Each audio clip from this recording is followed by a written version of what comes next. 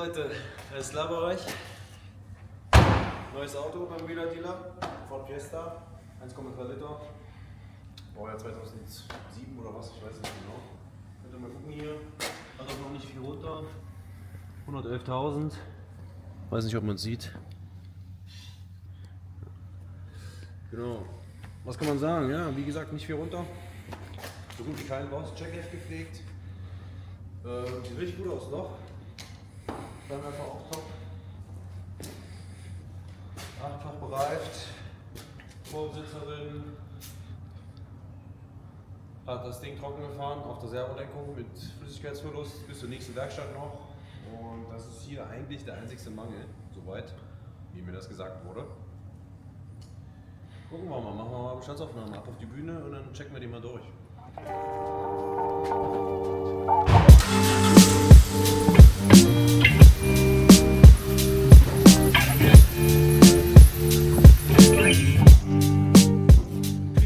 Im Riementrieb müssen wir noch überprüfen und gucken.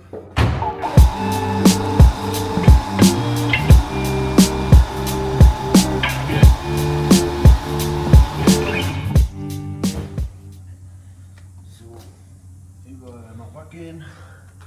Bremse sieht noch gut aus. Die ist noch gar nicht so alt. Feder ist auch nicht gebrochen. Dämpfer sind auch dicht. Beigängig ist noch auch. Kein Rost hier. Sieht richtig gut aus noch. Hier hinten hat er so ein paar ganz kleine Bläschen. Ich weiß nicht, ob man das sieht. Aber ich sag mal so, für so ein Auto in dem Alter völlig in Ordnung noch. Keine Durchrostung. Alles freigängig hier. Reifen sind auch noch gut.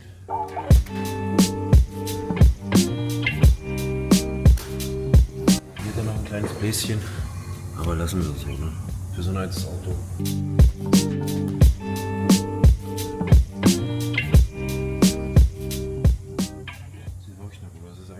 Ist echt gut in Schuss, gut gewartet, keine großen Lackschäden oder so.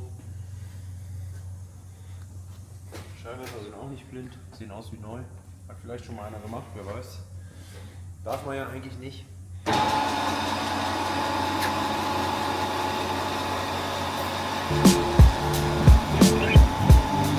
Ich fange immer hinten an und arbeite mich dann nach vorne.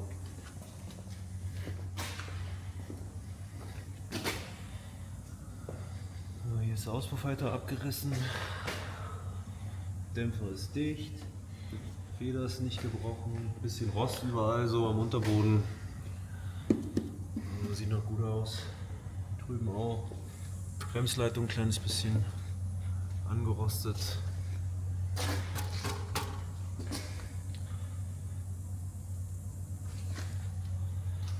Hier auch Bremsleitung ein bisschen rostig.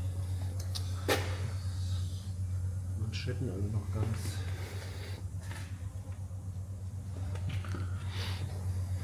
Ja, hier sehe ich auch schon, wo es undicht ist.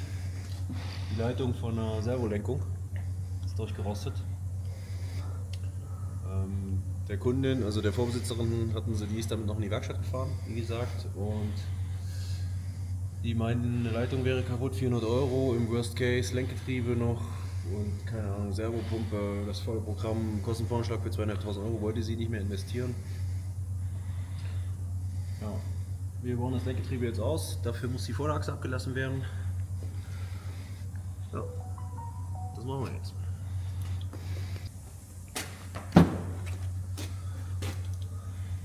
Hier deutlich zu sehen, Servoleitung von der Servolenkung. Die Steuerleitung durchgerostet, ne? Hier kommt es raus. Müssen wir mal gucken, die wird es wahrscheinlich nicht einzeln geben. Ich hatte mal geguckt, Lenkgetriebe kostet im Einzelhandel, wenn der jetzt Normalkunde dir das holt, irgendwie 900 €. Müssen wir mal gucken, dass wir irgendwo ein günstiges bekommen. Und dann gegebenenfalls die Servolenkung, die Servopumpe noch mit neu machen, die wird wahrscheinlich auch Schaden genommen haben. Ja, müssen wir mal gucken. Ich gucke jetzt erstmal, ob es so ein Lenkgetriebe irgendwo gibt. Über Originalteile-Nummer. Die haben wir hier. Machen wir sie. Ne? Im Programm eingeben, beziehungsweise bei eBay und dann gucken wir mal, dass wir da ein passendes, gutes, günstiges finden, weil wir wollen ja Geld verdienen. Wir sind ja der Wheeler-Dealer und nicht der Wheeler Ausgeber. Kein Geld verdienen. Wir wollen ja Geld verdienen und nicht Geld verlieren. Genau. So, alles wieder zusammengebaut. Lenkgetriebe ist gewechselt. Das habe ich jetzt nicht mit reingeschnitten. Hätte den... Egal. So, alles zusammengebaut. Lenkgetriebe ist drin. Könnt ihr mal gucken hier. Alles wieder neu, ne? Vorderachse ist wieder drin. Ne? Hier hatten wir natürlich alles abgebaut. Ja, wir hatten eigentlich nur hier Spurstangenkopf abgemacht und Koppelstange abgemacht. Ne? Dann konnte man Traggelenk haben wir dran gelassen. Dann konnte man das ganze die ganze Achse runterlassen, ein Stück. Wir haben die nicht komplett ausgebaut und dann konnte ich das einfach rausnehmen. Ne? Innen an der Lenkung unten abgemacht, die Leitung gelöst. Ja, alles Taco Schmacko. Eine neue Servopumpe haben wir ihm auch noch spendiert, weil die hat nach dem Einbau von dem Lenkgetriebe Geräusche gemacht. Natürlich das System gespült. Eine neue Servopumpe, Flüssigkeiten aufgefüllt, einen Ölwechsel hat er gekriegt, Zündkerzen, Luftfilter. Was haben wir noch gemacht, Micha? Micha ist übrigens mein Mitarbeiter, Michael Schumacher. Was haben wir noch gemacht? Pressflüssigkeitswechsel, ne? Zündkerzen, Luftfilter. Nee, Pollenfilter, glaube ich. Und Luftfilter war, glaube letztes Jahr erst dran gewesen. Ja, Luftfilter haben wir gemacht. Ja, genau. Also Komplettservice. Bei uns kriegt jedes Auto einen neuen Service und einen neuen TÜV. Genau. Die Kofferraumklappe geht auch nicht auf, wenn man auf den Schlüssel drückt. Ne? Passiert nichts. Auch wenn man hier auf den Knopf drückt. Da geht auch die Kofferraumklappe nicht auf, aber mit dem Schlüssel funktioniert es.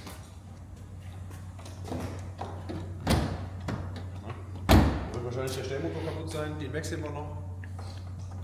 Genau.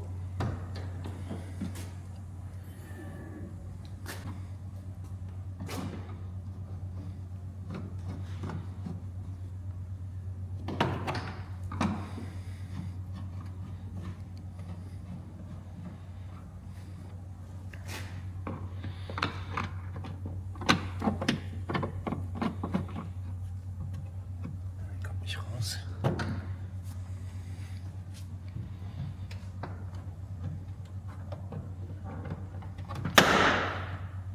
So.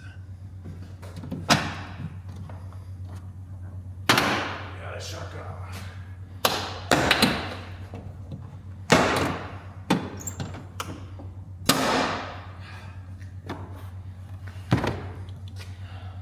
So, hier ist der Stellmotor. So, den Stellmotor haben wir jetzt gewechselt. Wie ich schon befürchtet hatte, hat der nicht mehr richtig geöffnet, zu 100%. Funktioniert jetzt wieder. Mit. Das einmal zu machen hier. Den alten Stellmotor hatten wir auch nicht mehr zur Hand, der war im Schrottcontainer versunken. Der alte Motor hat nur den halben Weg gezogen und deswegen, also er hat was gemacht, aber ging halt nicht auf. Neuer Motor rein, war auch nicht teuer, ich glaube 16 € oder so. Easy squeezy. Bauen wir zusammen und dann. Ja.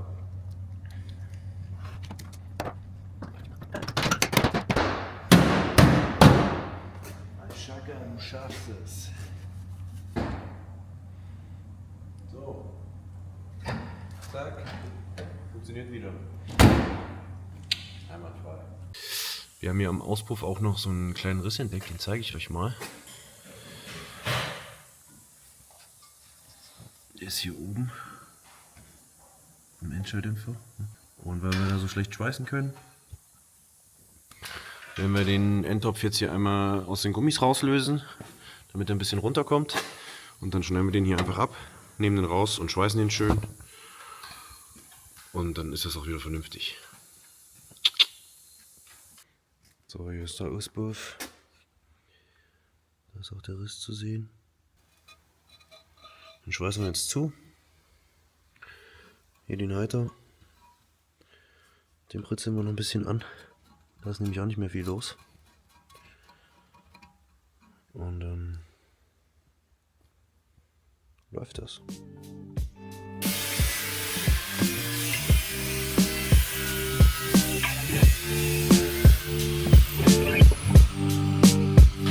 Hier müsst ihr aber aufpassen hier, ne? Sowas immer, wenn ihr hier schweißt, immer sowas weglegen. Auch Luftschläuche, ne? Weil wenn da ein Funken abfliegt, ein dicker, der frisst sich da durch und dann ist das Ding platt.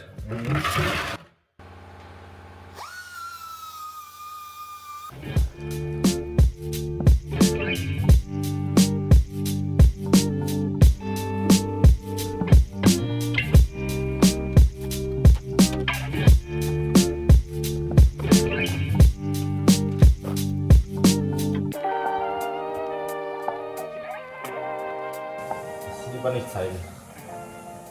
Lass lieber nicht zeigen. Warum nicht?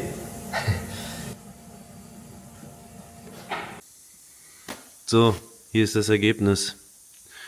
Michael Schumacher hat Schweißen geübt. Ist nicht schön geworden, aber selten. Hier haben wir noch einen Halter an den Halter geschweißt, gebrützelt, damit der nicht abbricht, weil der war schon ein bisschen labil. Wie gesagt, ist nicht schön, aber selten und wird auf jeden Fall halten. Stimmt's, Micha? Das war ein anderer, der ist gerade weggelaufen. Ja. Ralf Schumacher. Der will auch unser Auto kaufen. Ja. Egal ob Bio oder Silikon, Hauptsache dicht. Ja, Sag ich immer. auch immer. Ja, dann bauen wir das Ding wieder rein. Ja, und dann ist der Auspuff abgehakt. Als nächstes haben wir uns dann noch um das Quietschen beim Riementrieb gekümmert, den Keilriemen ausgebaut und die Umlenk- und Spannrolle entnommen.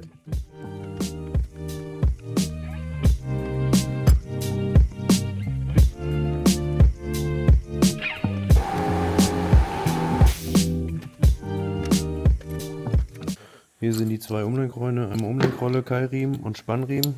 Da vermuten wir, dass das Geräusch herkommt.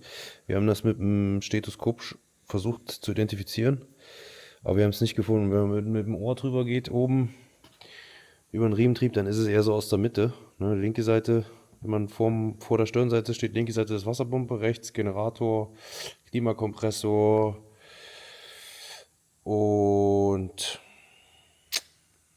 sag schon, eine Servopumpe, die ist ja neu. Also wir glauben, dass es von den Umlenkrollen kommt. Umlenk- und Spannrolle. Und ja, die haben beide die gleiche Nummer. Die haben zwar mit anderen Schrauben, anderes Durchmesser, einmal 6er, einmal 8er. Aber die Nummer ist dieselbe und die gibt es auch. Die bestellen wir jetzt, kostet nicht viel. Tauschen wir und dann gucken wir, ob den Geräusch weg ist. Stimmt's, Micha? Ja. Fragt man sich nur, woran es hier liegt. Ja, woran es gelegen hat, das fragt man sich immer. So, die Umlenkrollen sind gewechselt, Quietschen ist weg. Einwandfrei.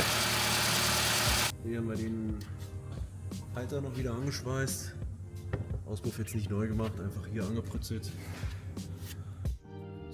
Und immer schön dran denken, Leute, für mehr Content das Video liken, den Kanal abonnieren und die Glocke aktivieren.